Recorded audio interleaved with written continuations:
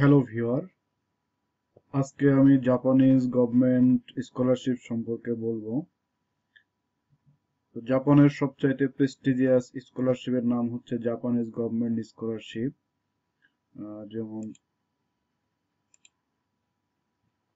Japanese government scholarship বা সংক্ষিপ্ত মনোবসু, আর তার আরেকটু যদি ভালো করে বলি তাহলে মন বুকাগা কুশো, এবং একে মিক্সড স্কলারশিপ বলে।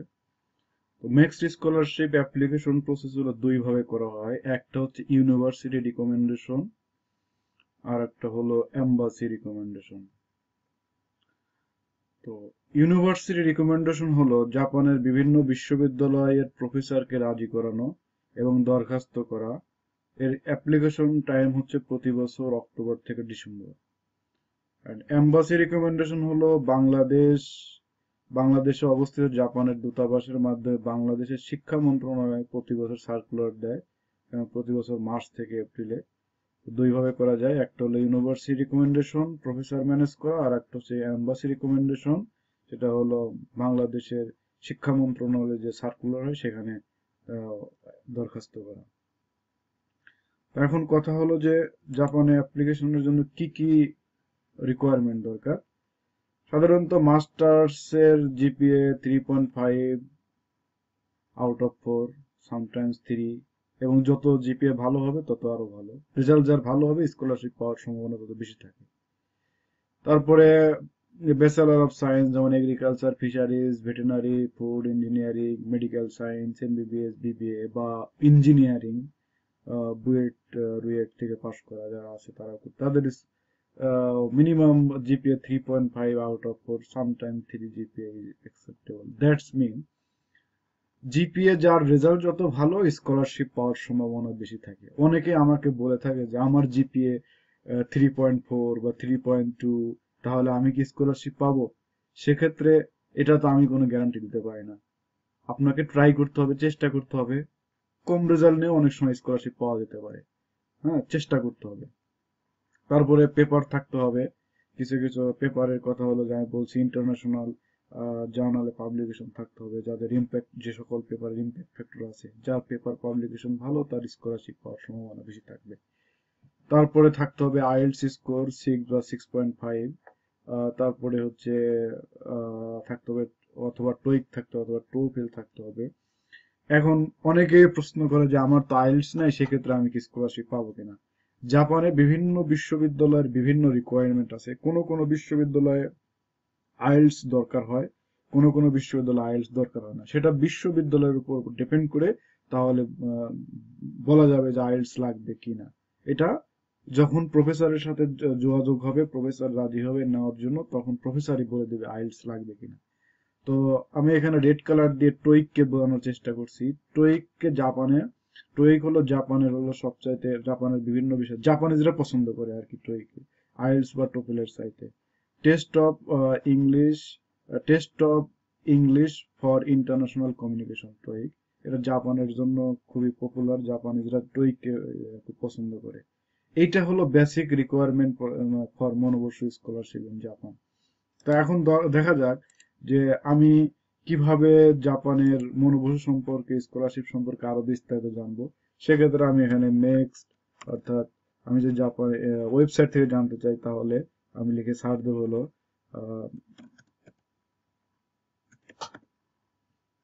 Japanese government scholarship. এখানে ওয়েবসাইট আসছে, ওয়েবসাইটে আমি ক্লিক করলাম। তো এখানে বিস্তারিত দেওয়া আছে জাপানিজ গভর্নমেন্ট স্কলারশিপ সম্পর্কে। এখানে অ্যাপ্লিকেশন কন্ডিশন, তারপরে এজ, একাডেমিক ব্যাকগ্রাউন্ড, সব কিছু দেওয়া আছে। ভিসা রিকোয়ারমেন্ট, এগুলো বিস্তারিত এখান থেকে জানা যাবে। শুধু এখান থেকে অ্যাপ্লিকেশন দরখাস্তের মানে অ্যাপ্লিকেশনের জন্য বিভিন্ন নিয়মাবলী জানা যাবে, বাট অ্যাপ্লিকেশন করার জন্য আগে প্রফেসরকে ম্যানেজ করতে হবে। প্রফেসরকে ম্যানেজ করার নিয়মাবলী আমি এর আগে জানাইছি। মানে প্রফেসরকে ম্যানেজ করার জন্য আগের ভিডিওগুলোতে আছে। তারপরে এখানে আমি আবার একটু দেখাচ্ছি, যে আমি এখানে সার্চ দিব যে ইউনিভার্সিটি অফ জাপান, সার্চ দিলাম। দেওয়ার পরে এখানে লিস্ট অফ উইকিপিডিয়া পেজ চলে আসলো, list of university in Japan, click করলাম। এখানে দেখা যাচ্ছে যে অ্যালফাবেটিক্যালি আকারে সবগুলো ইউনিভার্সিটি দেওয়া আছে। এই আইটি হলো একটা প্রিফেকচার, বাংলাদেশে যেমন ডিভিশন আছে সেখানে এটাকে প্রিফেকচার বলে। এই প্রত্যেকটা প্রিফেকচারের আন্ডার অনেকগুলো ইউনিভার্সিটি দেওয়া আছে। তো এইসব ইউনিভার্সিটি গুলো অনেকগুলো আছে পাবলিক ইউনিভার্সিটি, অনেকগুলো প্রাইভেট ইউনিভার্সিটি, জাস্ট বাংলাদেশের মতোই। সেক্ষেত্রে খুঁজে বের করতে হবে কোনটা পাবলিক এন্ড কোনটা প্রাইভেট। এবং পাবলিক ইউনিভার্সিটিতে অ্যাপ্লাই করলে দরখাস্ত পাওয়ার সম্ভাবনা খুব বেশি থাকে। আর আমি যেখানে থাকি, আমার ইউনিভার্সিটি আমি থাকি হচ্ছে ইওয়াতে প্রিফেকচারে। ইওয়াতে প্রিফেকচারে যে ইউনিভার্সিটি হলো, সেই ইউনিভার্সিটির নাম হলো ইওয়াতে ইউনিভার্সিটি।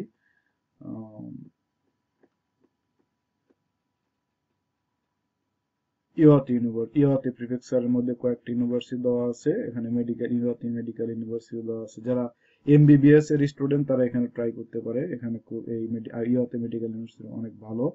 আম, তো আমার হচ্ছে ইওয়াতে ইউনিভার্সিটি ক্লিক করলাম। তো এটা হলো ইওয়াতে ইউনিভার্সিটির উইকিপিডিয়া পেজ। এটা দেখা যাচ্ছে যে এই যেটা আমার ইউনিভার্সিটি মেইন গেট, এখানে ওয়েবসাইট দেওয়া আছে, ওয়েবসাইটে ক্লিক করলাম। এরপরে এটা হলো ইওয়াতে ইউনিভার্সিটির মেইন ওয়েবসাইট, মেইন পেজ। এটা হলো আমাদের লাইব্রেরি বিল্ডিং। আর সাকুরা ফুল দেখতে পাচ্ছেন, সাকুরা ফুল জাপানের একটা বিখ্যাত ফুল। আচ্ছা, যাই হোক, আমি এখন একাডেমিকে প্রবেশ করব। একাডেমি গিয়ে আমি বলছি যে যেহেতু আমি এগ্রিকালচারের স্টুডেন্ট, সেই জন্য আমি সব সময় এগ্রিকালচারের আমার স্কলারশিপ খুঁজি। তো এখানে দেওয়া আছে ফ্যাকাল্টি অফ এগ্রিকালচারের মধ্যে বিভিন্ন ডিপার্টমেন্ট, মাস্টার, পিএইচডি প্রোগ্রাম দেওয়া আছে। তো আমি পিএইচডি প্রোগ্রামে দেখবো। এখানে দুইটা স্কুল দেওয়া আছে, দেখেন। একটা হলো the United Graduate School of Agricultural Science, আর একটা হলো United Graduate School of Veterinary Science. তো আমি এগ্রিকালচারে ক্লিক করলাম। বাংলাদেশ থেকে যখন জাপানিজ ইউনিভার্সিটির ওয়েবসাইট গুলো সার্চ করে, তখন অনেকেই এরকম ওয়েবসাইট দেখেই হসকিয়ে উঠে। কারণ হলো তাদের ওয়েবসাইট গুলো মেইনলি জাপানিজে থাকে, এবং পাশাপাশি কোরিয়ান ল্যাঙ্গুয়েজ, চাইনিজে থাকে, আর ইংলিশ তো থাকবেই। তো এটাকে আমরা ইংলিশ কনভার্ট করলাম। ইংলিশে গিয়ে আমি এখানে দেখতে পাচ্ছি যে introduction to our professor, introduction graduate school, প্রত্যেকটাতে ক্লিক করলে পরে ইনফরমেশন গুলো পাওয়া যাবে। তো জাপানের সাধারণত ইউনাইটেড গ্রাজুয়েট স্কুল যেগুলো থাকে, সেগুলো অনেকগুলো ইউনিভার্সিটি নিয়ে একটা গ্রাজুয়েট স্কুল হয়, যেটার মেইন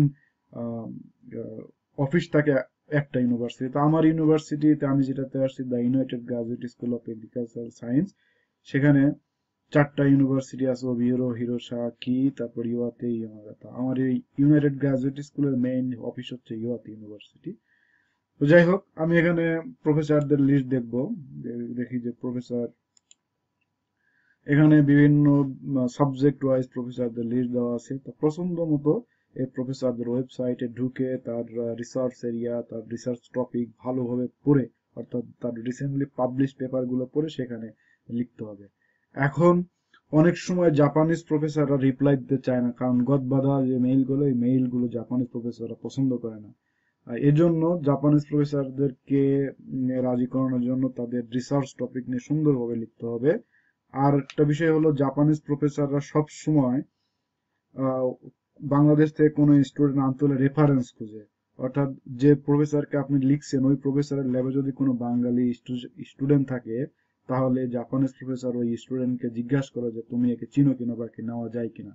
ওই বাংলাদেশি স্টুডেন্ট যদি প্রফেসরকে বলে যে হ্যাঁ নেওয়া যেতে পারে, তখন তারা নেয়।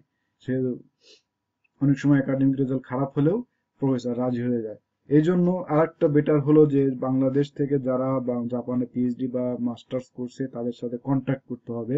এবং কন্ট্যাক্ট করে, যদি অনেকের সাথে অনেকের ভালো সম্পর্ক থাকে, সেক্ষেত্রে আহ, ওই বড় ভাইকে ওর ওই আপুকে বলতে হবে যে যদি কোনো ফাঁকা থাকে, প্রফেসরের কোনো সুযোগ থাকে, বা প্রফেসরকে বলেন আমাকে নেওয়ার জন্য, তাহলে ওই বড় ভাই বা বড় আপু হেল্প করতে পারবে।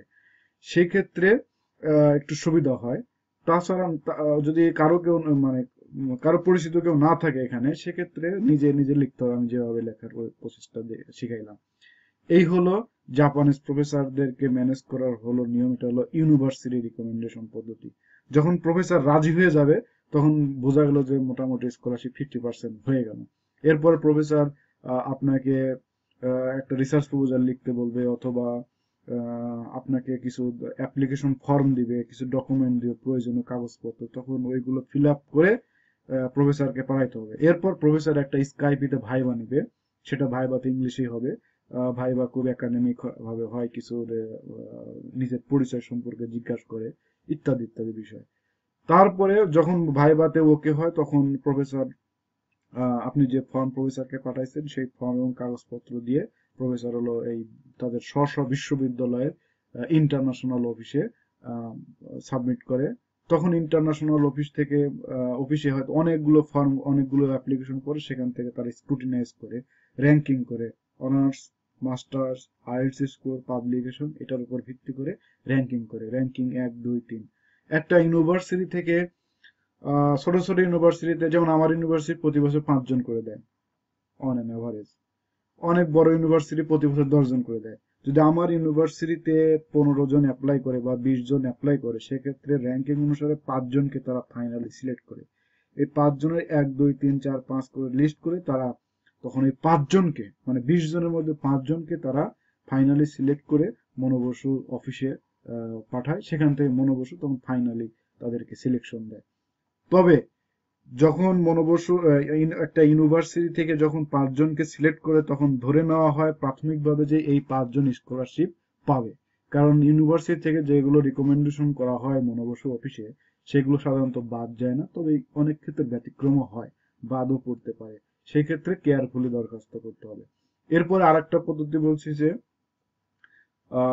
যেটা আমি দেখাইলাম যে এম্বাসি রিকমেন্ডেশন, এখানে দেখানো আছে এম্বাসি রিকমেন্ডেশন।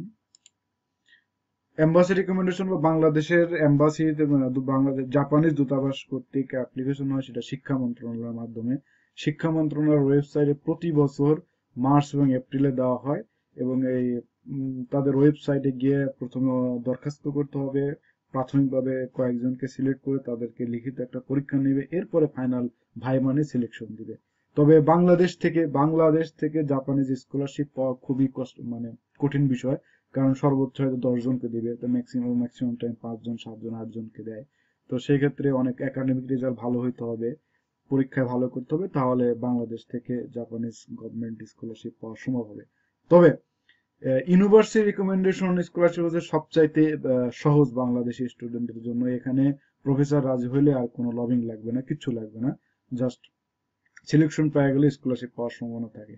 আর ইউনিভার্সিটি রিকমেন্ডেশনের ক্ষেত্রে, অর্থাৎ জাপানিজ গভর্নমেন্ট স্কলারশিপ প্রতি বছর এভারে প্রায় 1.5 লক্ষ জাপানিজ ইয়েন দেয়, যেটা দিয়ে এখানে পড়াশোনা করে, অর্থাৎ লিভিং কস্টের জন্য, বাড়ি ভাড়া, খাওয়া দাওয়া ইত্যাদি। এখানে স্কলারশিপ পেলে টিউশন ফি দিতে হয় না।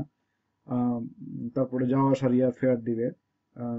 এরপরে আপনি যে টাকা পাবেন সে টাকা দিয়ে খুব ভালোভাবে চলতে পারবেন ফ্যামিলি নিয়ে, এবং অনেক সময় টাকা সেভও করতে পারেন। তো ধন্যবাদ আমার ভিডিওটা দেখার জন্য। আর ভিডিওটা দেখার পরে অবশ্যই ভিডিওটাকে সাবস্ক্রাইব করবেন পরবর্তী ভিডিও অটোমেটিক্যালি পাওয়ার জন্য। দেখবেন ইউটিউবে যখন ভিডিওটা দেখবেন, ইউটিউবের নিচে সাবস্ক্রাইব একটা অপশন থাকে, সেই অপশনে সাবস্ক্রাইব করবেন, তাহলে পরবর্তী ভিডিওগুলো অবশ্যই আপনার কাছে চলে যাবে। ধন্যবাদ সবাইকে ভিডিওটি দেখার জন্য।